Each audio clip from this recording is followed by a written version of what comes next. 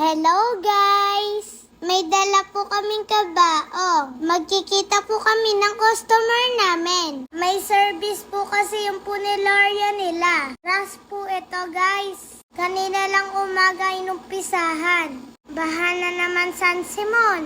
Malapit po sila ninang at ninong dito. Kaya nagkita na rin po kami. Inintay po nila kami.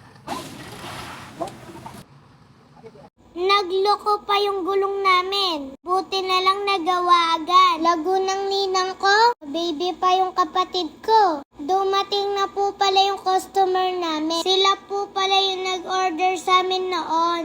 Oversized din po yun. Puro ras po yung pinapagawa nila. Pag may service po sila sa punelaria, chinek na po namin yan, sir. Quality po yan. Nakilala po pala nila ako. Sabi po nila ma'am and sir, ako daw po yung nasa KNGS. Natutuwa po nga sila sa akin. Thank you sir at ma'am sa pag-order. Ingat po.